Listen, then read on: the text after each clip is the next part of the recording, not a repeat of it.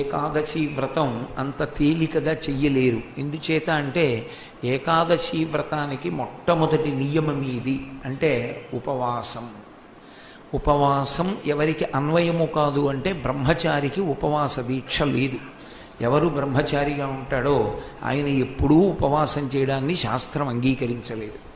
కాయకష్టం చేసేటటువంటి వాళ్ళు ఎవరు ఉంటారో అంటే శరీరంతో కష్టపడే వాళ్ళు ఎవరుంటారో వాళ్ళు ఉపవాసం చెయ్యకూడదు. అలాగే గర్భిణీ స్త్రీ, ప్రసవమైనటువంటి ఆడది, 85 ఏళ్ళు దాటిపోయిన వృద్ధుడు, శరీరంలోకి పదార్థాన్ని వెయ్యకపోతే అది పడిపోతేటటువంటి వ్యాధి పొందినటువంటి వాళ్ళు, అంటే మధుమేహ వ్యాధిగ్రస్తుడు ఉన్నాడనుకోండి, ఆయన పదార్థం తినకపోతే పడిపోతాడు, అటువంటి వాడు ఉపవాసం చెయ్యక్కర్లేదు. ఇటువంటి వాళ్ళందరికీ ఉపవాసము నుండి మినహాయింపు. ద్వైత సంప్రదాయమునందు మధ్వాచార్యుల వారని వారు ద్వైతమత ప్రవర్తకులు. ఆ మధ్వాచార్యుల వారి మతంలో అయితే ఉపవాసం నిర్జలోపవాసం. వాళ్ళు ఆ రోజున మంచినీళ్ళు కూడా తాగరు. ఇంటికి వచ్చినటువంటి వాళ్ళకి కూడా మంచినీళ్ళు ఇవ్వరు.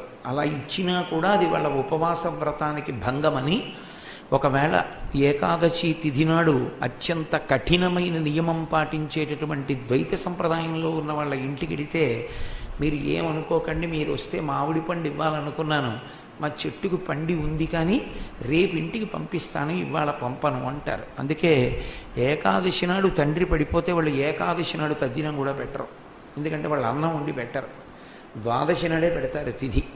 ఏకాదశి అంత కఠినంగా పాటించేటటువంటి సంప్రదాయాల్లో ఒకటి ద్వైత సంప్రదాయంలో ఉన్నవాళ్ళు పాటిస్తారు ఇప్పటికీ కూడా. ఏకాదశి వ్రతం అన్న మాటకు అర్థం కఠినమైనటువంటి ఉపవాస దీక్ష చేస్తారు. అయితే ఇక్కడ మీరు ఒక శాస్త్రంలో ఉన్నటువంటి ఒక సున్నితమైనటువంటి భేదాన్ని తెలుసుకోవాలి. భగవంతుని యందు మనసు చేర్చేటటువంటి ప్రయత్నం చెయ్యకుండా కేవలము శరీరమును ఒక్కదాన్నే సూషింపచేశాడు అనుకోండి, భగవత్ సంబంధం ఏం లేదు. ఓ సంధ్యావందనం చేయడు, ఓ విష్ణు సహస్రం చదవడు, ఓ గుళ్ళోకి వెళ్ళడు, ఓ పూజ చేయడు, కానీ ఉపవాసం అన్న పేరుతో ఆయన ఏమీ తినడు. కానీ ఆఫీస్కి వెళ్ళిపోతాడు, మామూలుగా అన్ని పనులు చేసుకుంటాడు, టీవీ దగ్గర కూర్చుంటాడు, రాత్రి పడుకుంటాడు, ఏమీ తినడు. ఇప్పుడు దాన్ని ఏమనాలి అని అడిగారు. అప్పుడు దాన్ని ఏమంటారంటే, గత జన్మలలో ఎవరో ఒకడికి పెట్టకుండా ఉండిపోయినటువంటి పాపాన్ని ఇప్పుడు పోగొట్టుకుంటున్నాడు. కాబట్టి కావాలని ఆకలితో ఉంటాడు. కేవలం ఉపవాసము చేత సిద్ధించదు, అలాగని తినేసి కూడా సిద్ధించదు. నేను కడుపు నిండా తింటానండి, ఈశ్వరుని యందు మనసు పెడతాను, అసంభవం. రెండూ జరిగేటటువంటి విషయాలు కావు. ఉపవాసం అంటే వాసం అంటే ఉండుట, అక్కడ నివసించుట. ఉప సమీపమునందు, ఉపవాసము, ఉపనయనము, ఉపాసన అన్నీ అందుకే ఉప అన్న శబ్దంతో ఉంటాయి.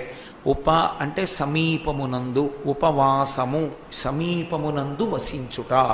సమీపమునందు వసించుట అంటే ఇప్పుడు ఈ సభ అయిపోయిన తర్వాత మేము దూరంగా ఉండిపోయామంటే ఆయన మాకు బాగా కనపడలేదంటారు కొంతమంది. ముందు కూర్చున్న వాళ్ళు, మరీ ముందు కూర్చున్నామండి, కదలడానికి వీలు లేకుండా పోయింది, బాగుండదని ఈసారి కూర్చోకూడదంటారు. ఉప అంటే దగ్గరగా, వాసము నివసించుట, ఉండుట. ఎవరికి దగ్గరగా? తత్పదార్థమునకు దగ్గరగా. తత్పదార్థం అంటే నిజానికి దానికి పేరు ఉండదు, పేరు లేనటువంటిది పరబ్రహ్మస్వరూపము. అందుకే రామకృష్ణ పరమహంస ఒక మాట అంటారు, అసలు ఈ లోకంలో ఎంగిలి చెయ్యబడనది అన్నది ఏదైనా ఉంటే ఒక్క ఆత్మ ఒక్కటే. ఎంగిలి చెయ్యబడనది అంటే నోట్లోంచి వచ్చినది ఏదైనా ఎంగిలే కదూ. నాకు మీరు ఇక్కడ ఓ సీతాఫలం పెట్టారనుకోండి, నేను 4 గింజలు నోట్లో వేసుకుని మిగిలింది మీకు ఇచ్చాననుకోండి, ఏమంటారు దాన్ని? కోటేశ్వరరావు గారు ఎంగిలి అంటారు. నేను నోట్లో వేసుకోగా మిగిలింది ఏదైనా ఎంగిలే. రామాయణ భారత భాగవతాలు కూడా ఎంగిలే. ఎందుకంటే అవి నోటితో చెప్తాం, ఆత్మ గురించి చెప్పడానికి ఉండదు. యతో వాచో నివర్తంతే అప్రాప్య మనసా సహా. మనస్సు వాక్కు వెనక్కి తిరిగిపోయి అనుభవించడం తప్ప మాట్లాడి చెప్పడానికి ఏది సాధ్యం కాదో అది ఎంగిలి కాలేదు, అది అనుభవంలోకి వస్తుంది, అది ఆత్మ. ఏకాదశి వ్రతం అన్నది అంత కష్టం ఎందుకైంది అంటే యథార్థానికి ఉపవాస వ్రతంతో ఎందుకు చేయిస్తారు ఏకాదశి అంటే, ఉపవాసం అంటే మీతో చెప్పాను నేను, తత్పదార్థమునకు దగ్గరగా వసించుట. దగ్గరగా వసించడం దేని చేత సాధ్యం అవుతుంది? ఇంద్రియములను మనస్సుని ముడివేస్తారు. ఈ రెండిటిని ముడివేసి ఈ రెండిటికి మధ్య ఉండేటటువంటి పదార్థము, ఈ రెండిటి సమన్వయము, వీటి వలన వచ్చేటటువంటి ఉద్ధాన పతనములు, వీటి వలన తిరిగేటటువంటి జనన మరణ చక్రమును గురించి ఆలోచన చేస్తాడు. ఆలోచన చేసి నిలబడినదేదో అది ఏకాదశి వ్రతం అని ప్రసిద్ధి. మీరేమిటో అన్నారు కానీ అంత స్పష్టంగా లేదండి అంటారు మీరు. నాకు తెలుసు, ఇంద్రియములు మనసు ఈ రెండు కూడా ఒక్క నిద్రాకాలమునందు తప్ప, నిద్రాకాలమునందంటే ఒక్క సుషుప్తిలో తప్ప, గాఢ నిద్రలో తప్ప రెండు అవస్థల యందు ఈ రెండు సమన్వయం అవుతుంటాయి. ఇంద్రియములు అంటే ఏకాదశం అని 11 ఇంద్రియములు ఉంటాయి మనకి. అసలు మనుష్యుని జీవితానికి ఉన్నటువంటి గొప్పతనం అదే. 11 ఇంద్రియములను అనుసంధానం చేస్తే 11వ రంధ్రంలోంచి వెళ్ళిపోతాడు. అందుకే జీవితమంతా ఏమి అని అడిగారు. జీవితమంతా రంధ్రాన్వేషణమే. రంధ్రాన్వేషణము అంటే కన్నమును వెతుకుట. జీవితం ఏమి అంటే రంధ్రాన్వేషణము. ఏ రంధ్రాన్ని అన్వేషించాలో అది అన్వేషించిన వాడు తరించిపోతాడు. అక్కర్లేని రంధ్రాన్వేషణ చేసిన వాడు నాశనం అయిపోతాడు. అంతే తేడా. వాడికి అదో అలవాటండి రంధ్రాన్వేషణ చేయడం అంటారు. రంధ్రాన్వేషణం అంటే ఏమిటో తెలుసా? మనకి కనపడేవి 9 కన్నాలు ఉంటాయి. అనుభవంలోకి వచ్చే కన్నాలు 9. 2 కళ్ళు, 2 ముక్కు కన్నాలు, 2 చెవి కన్నాలు 6, నోరు 7, మలద్వారం 8, మూత్రద్వారము 9. 9 రంధ్రములు. ఈ 9 రంధ్రముల గుండా బయటవి లోపలికెడతాయి, లోపలవి బయటికెడతాయి. ఇక సూక్ష్మమైనటువంటివి రోమకూపములు ఉంటాయి. వాటిని పెద్దగా లెక్కలోకి తీసుకోరు. ఈ 9టిని ప్రధానమైన రంధ్రములు. ఒకటి అమ్మ కడుపులోంచి బయటికి వచ్చినప్పుడు మూసుకుంటుంది, దాన్ని దశమరంధ్రం అంటారు. బొడ్డు కడుపులో ఉండగా అమ్మ తిన్న అన్నం నాభిగొట్టంలోంచి లోపలికి వెడుతుంది అని, నాభిగొట్టంతో అనుసంధానం అవుతుంది. అది అమ్మకి బిడ్డకి పోషణకి సంబంధించినటువంటి మార్గము. అందుకని నాభి సంబంధము 10వది. అది బయటికి వచ్చినప్పుడు కోసేస్తారు. నాభి తెగిపోతుంది, హృదయ సంబంధం మిగిలిపోతుంది. వీడు నా కొడుకు అన్న భావన, ఈమె నా తల్లి అన్న భావన నిలబడిపోతాయి. హృదయ సంబంధము మిగులుతుంది, నాభి సంబంధము తెగిపోతుంది. నాభి సంబంధం తెగిపోయి నాభి మూసుకుపోతుంది. అక్కడతో 10వ రంధ్రం మూసుకుంది అని.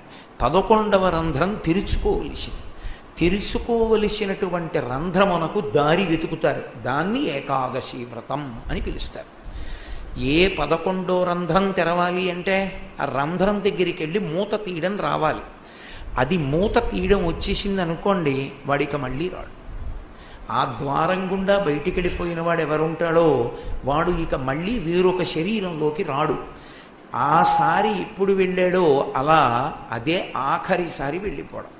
ఆ 11వ రంధ్రం ఎక్కడుంటుంది అంటే బ్రహ్మరంధ్రము అని ఇక్కడ ఉంటుంది అంటారు. అందుకే దాన్ని చేత్తో ముట్టుకోరు. దాన్ని గట్టిగా కొట్టడం కానీ లేకపోతే అక్కడ ఎవరు పడితే వాళ్ళు చెయ్యి పెట్టడం కానీ చెయ్యకూడదు.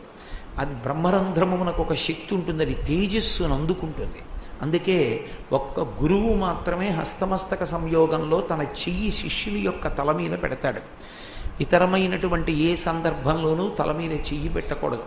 ఒక్క ఆశీర్వచనం చేసినప్పుడు పెడతారు. తల్లి కానీ తండ్రి కానీ ప్రత్యేకించి తలస్నానం చేయించేటప్పుడు అభ్యంజనము అని ఉంటుంది. ఒళ్ళంతా నూనె రాసుకోవాలి అని, దానివల్ల అలక్ష్మి పోతుంది అని. నూనె రాసుకుంటే లక్ష్మి యొక్క స్పర్శ కలుగుతుందంటే లక్ష్మీదేవి యొక్క అనుగ్రహం. తైలే లక్ష్మి జలే గంగా అని పర్వదినాల్లో నీటి యందు గంగా, నూనె యందు లక్ష్మి ప్రవేశిస్తాయి. నూనె అభ్యంజనము. ఒంటికి నూనె రాసుకుని తల నుంచి స్నానం చేస్తారు. చేసే ముందు తల్లి మాడు మీద నూనె పెట్టి చెయ్యి పెట్టి ఆశీర్వచనం చేస్తుంది. అటువంటి పెద్దలకి అధికారం ఉంది. ఒక్కొక్క ప్రత్యేక సందర్భంలో, ఇప్పుడు ఆ ధర్మశాస్త్రం అంతా నేను ఎక్కడ చెప్తాను కానీ కొన్ని ప్రత్యేక సందర్భాలలో భార్యకి అధికారం ఉంటుంది. తనకన్నా చిన్నదైన భార్య తలని ముట్టుకోవచ్చు.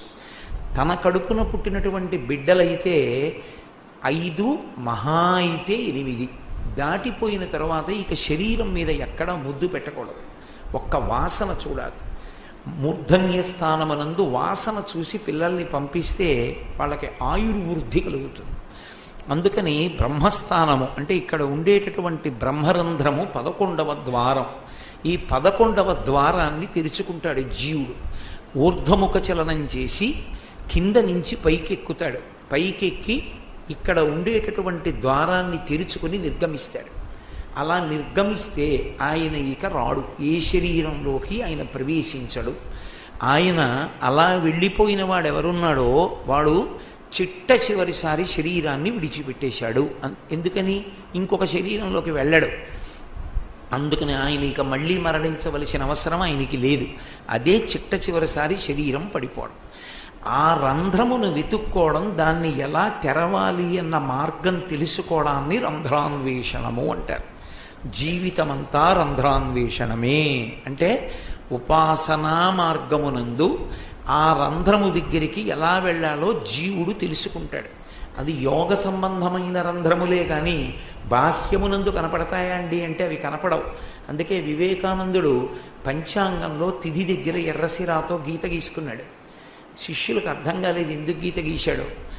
ఖచ్చితంగా అన్ని గంటల, అన్ని నిమిషాల, అన్ని క్షణాలు పూర్తయ్యేటప్పటికీ ఆయన బ్రహ్మరంధ్రం చిట్లిపోయి నెత్తురు పైకి చిమ్మి కింద పడిపోయాడు, ఆయన వెళ్ళిపోయాడు. అంటే జీవుణ్ణి అలా తీసుకెళ్ళిపోగలిగినటువంటి శక్తిని పొందుతారు ఉపాసన చేత. దాని యందు ఏకాదశి వ్రతం